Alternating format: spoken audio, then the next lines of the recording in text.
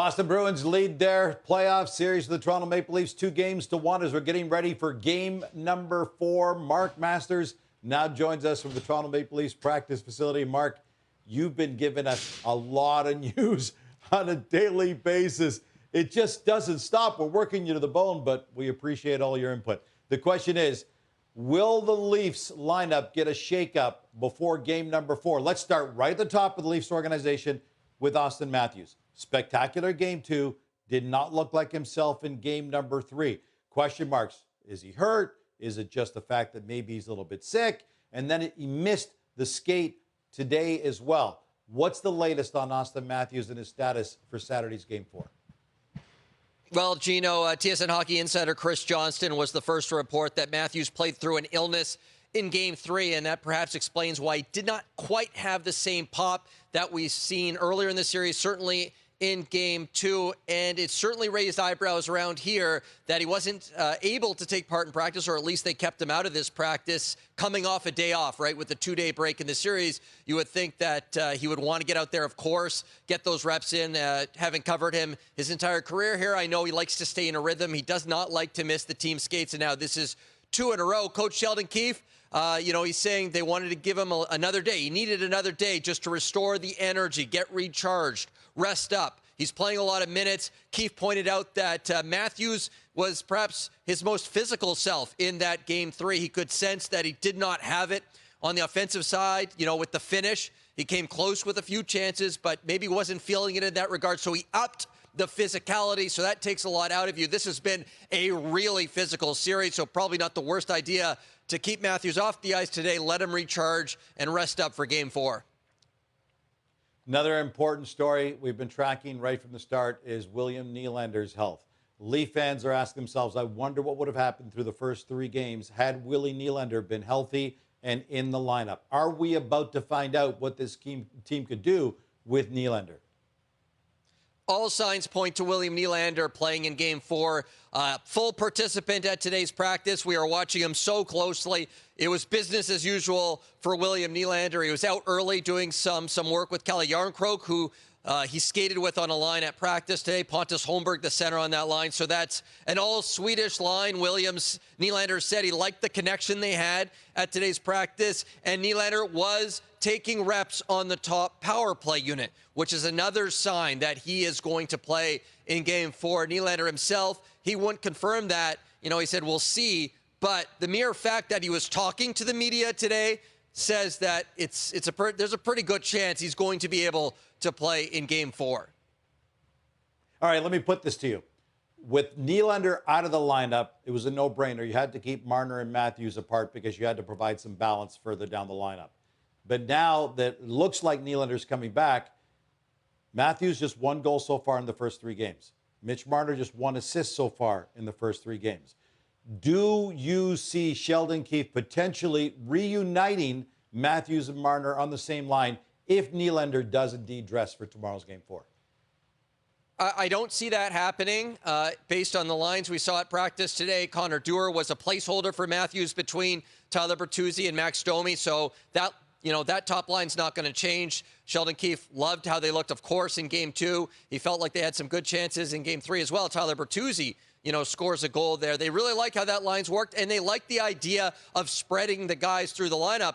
Mitch Marner set up a goal by Matthew Knies in game 3, so that line got on the board offensively. They don't see a reason right now to make that sort of change. Now, of course, we may see Marner take some shifts with Austin Matthews throughout the game. We saw it in game 3. I'm sure Sheldon Keefe will look at moments in the game where he can do that to get Marner an extra shift. That's what he's done throughout his time here. But in terms of how they start game 4, you're going to see Matthews on the top line, Marner on the second line, Nylander on the third line, based on what we've seen here.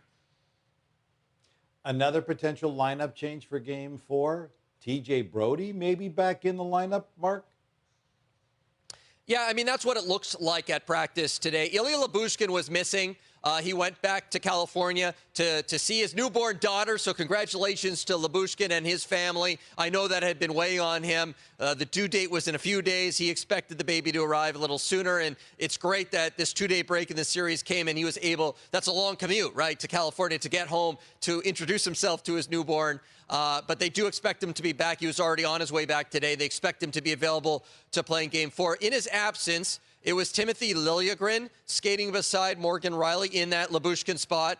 And TJ Brodie was on the third pair with Joel Edmondson, where we have seen Liljegren in this series. So based on that, you would think Brodie's going to play. He's going to play on that third pair. Liljegren was just taking reps as a placeholder for Lyubushkin. And also another tell, TJ Brodie was taking penalty kill reps. They did some reps at the end of practice, and we did not see Liljegren with the second power play unit. So all of that tells me that TJ Brodie is going to make a series debut, and Liljegren will be the odd man out. All right, Mark, we're having some fun with people taking pot shots at the Leaf fans being a little too quiet during the home games. Let's get past that. Forget that. Is there any explanation for why? I mean, you've been following this team now for years and years, and you've seen them through playoff runs that have been so disappointing, but especially so on home ice. This is a team now that's lost 5 straight home games in the playoffs. Is there any explanation for that, Mark? It's really hard to point to any one thing because sometimes it's hockey and these things kind of happen, but this has been a long losing streak now. I sense just covering them last year in the playoffs and this season where they were also better on the road than at home, that they tend to just be more relaxed on the road. Sheldon Keefe is more likely just to roll the lines on the road versus looking to exploit matchups at home. And it just feels like a more relaxed group on the road for whatever reason. Of course, there's more media on a day like today here. There's just more voices. There's more talking, of course, when you're at home, it feels like. And so if I had to point to something, I guess that's what I would say. I certainly don't think it's anything to do with the atmosphere in the building. I mean, yes, there are some nerves when something goes wrong. I can tell you when Simon Benoit airmailed that puck into the stands on the first shift of the game in Game 3, there's some murmurs in the crowd, but I don't think it's the atmosphere of the fans. I think just they're a little more relaxed on the road, and that's come through in some of these intense, pressurized games.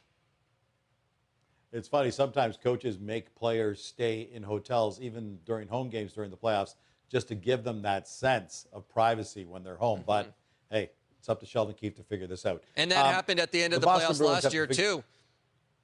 Yeah, yeah. With the What's Leafs, going on they with did the that. Bruins? They tried. I know you can't name the starter right now for Boston, but is it a no-brainer that Jeremy Swayman's been the better of the two Bruins goalies so far? He's got the best save percentage in the entire playoffs so far.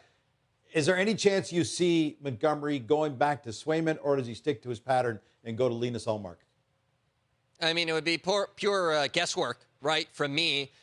We just know what he said today, which is that they're sticking to the plan. So the question is, was the plan to rotate the first 4 games of the series, to keep both guys involved and to make sure that you stick to your identity as a team that rotates goalies? Or was the plan coming into the series to split the first 2 games and then go with whoever looks to be hotter or is winning, right? Like, listen, Swayman's been amazing, arguably the best goalie in the playoffs. That's what the numbers would suggest. But we also know that the Bruins, this is who they are. This has been the strength of their team, that they can bring in a rested goalie. I know Ilya Samsonov was talking today about how he feels the 2-day break in the series is going to help him. He played 3 games in 5 days to start the series, and maybe there's an advantage the Bruins see to having a really rested goalie in every game, and Ullmark would be the more rested goalie than Swayman. But Swayman's young. He says he doesn't want the rest. He wants to keep going. Gino, I know what I would do, which is to stick with Swayman, who the Leafs haven't beaten, of course, and he might be in their heads if you're going to go with what Jim Montgomery said yesterday. That's what I would do, but I don't know. I don't know what the Bruins are going to do. Speaking of what Jim Montgomery said, Mark, it's not as if you don't have enough stories to follow at Leaf skates and the Bruins skates as it is. Now Montgomery and Sheldon Keefe are starting to have this little banter back and forth, and it's starting to accelerate. How much are you enjoying that part of it? Listen, it's fun, right? This is the playoffs. This is what it's all about. Gamesmanship.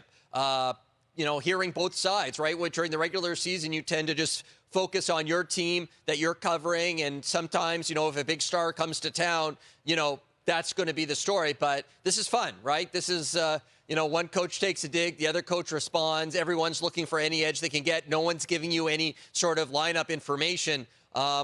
It's fun. This is why I enjoy it. Everything matters. Everything is amplified, magnified. It's a fun time of year for the media, just as the same with the players. And Mark, I got to tell you, I've been enjoying our daily banter here as well. I really appreciate this. Mark Masters joins us from the Toronto Maple Leafs practice facility as the Bruins and Leafs getting set for game number 4 Saturday night in Toronto.